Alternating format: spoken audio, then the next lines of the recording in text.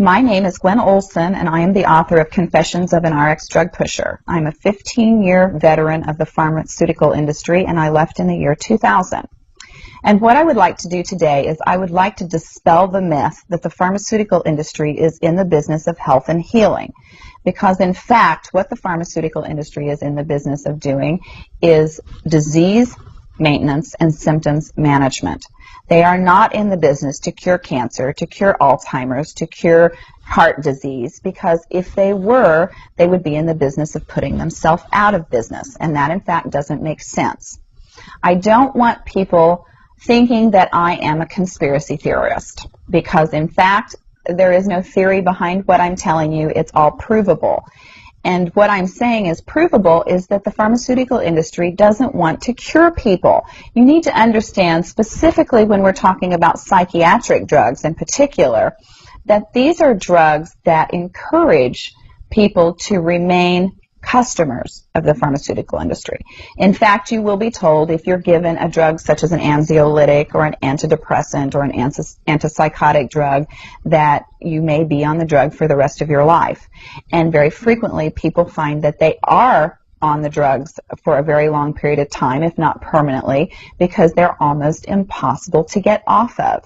Some of them can have very serious withdrawal symptoms, and most of them can have extremely serious withdrawal symptoms if they're stopped cold turkey, but some people even experience withdrawal symptoms when they try to titrate or they try to eliminate the drug little by little, day after day. So it's really important to understand the motivation behind all of the current maintenance drugs that are on the market, even, for example, drugs such as cholesterol-lowering drugs. And what we are in fact finding now is that cholesterol drugs are lowering cholesterol excessively and causing other disease states as a consequence. So you need to be careful about trying to take drugs in order to remain healthy, because you're never going to have anyone come to you and tell you that the drugs are always tried against a placebo in clinical trials. What a placebo is a sugar pill. And in fact, many drugs are not found to be much more efficacious than the sugar pill.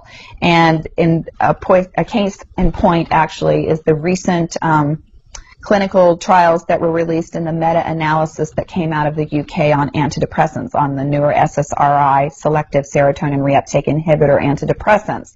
And what was found was the information that activists and other researchers have known for decades, was that antidepressants are no more effective than placebo, no more effective than sugar pills.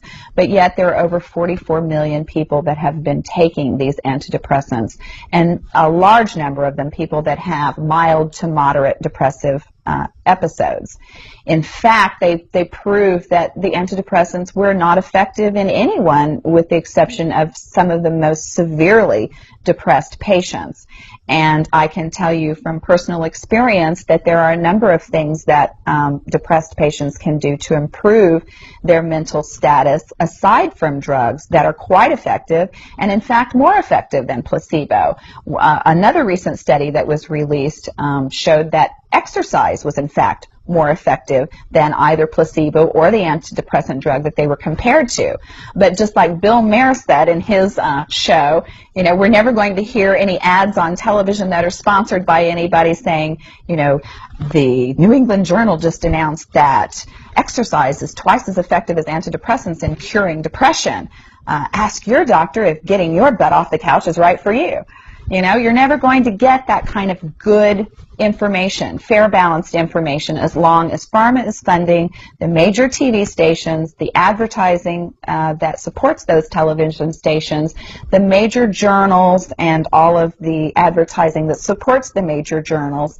You just have to be commonsensical people and understand that the pharmaceutical industry makes 5 to 6 times the amount of money as any of the other Fortune 500 companies in the United States of America.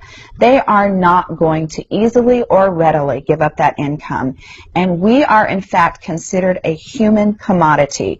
Our loved ones, our children, our elderly are considered cash cows that are preyed upon by pharmaceutical reps such as myself, who are encouraged to go in and build market shares without thinking about the consequences to patients, without knowing the misinformation that they are distributing, without being aware that the clinical data has been contrived, or that the patient populations have been cherry-picked, or that the side effects have been minimized and reported in such a manner that it doesn't present the information correctly.